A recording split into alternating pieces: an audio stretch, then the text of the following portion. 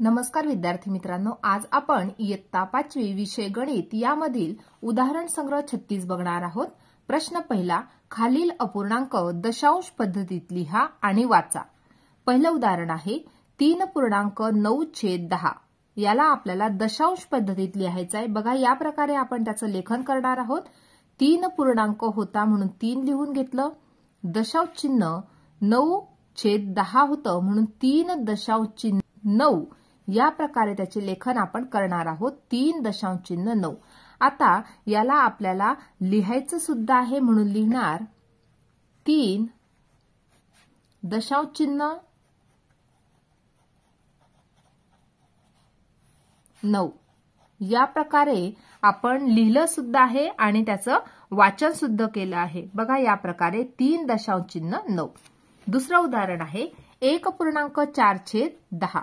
याला सुद्धा 1 पूर्णांक होता म्हणून 1 लिहून घेतला आणि दशांश चिन्ह 4। याचे वाचन करणार आहोत 1 दशांश चिन्ह 4। पुढचं उदाहरण आहे 5.3/10। याला सुद्धा या प्रकारे आपण लिहिणार 5 हा पूर्णांक होता म्हणून 5 दशांश चिन्ह 3। या प्रकारे लिहिणार 5 दशांश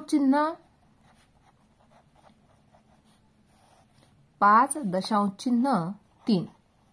या प्रकारे आपण त्याला लिहिणार आहोत। पुढचं उदाहरण आहे 8/10। याचे लेखन आपण या प्रकारे करणार 0.8। कारण या ठिकाणी कोणतीही पूर्ण संख्या नव्हती म्हणून 0.8 या प्रकारे आपण त्याचं लेखन केलेलं आहे। 0.8 या प्रकारे लिहून घेतलेलं आहे। पुढचं उदाहरण आहे 7/10। या ठिकाणी सुद्धा पूर्ण संख्या नाहीये म्हणून याचे लेखन आपण या प्रकारे करणार 0.7। याला लिहिणार आहोत 0.7 या प्रकारे आपण त्याला लिहिणार आहोत।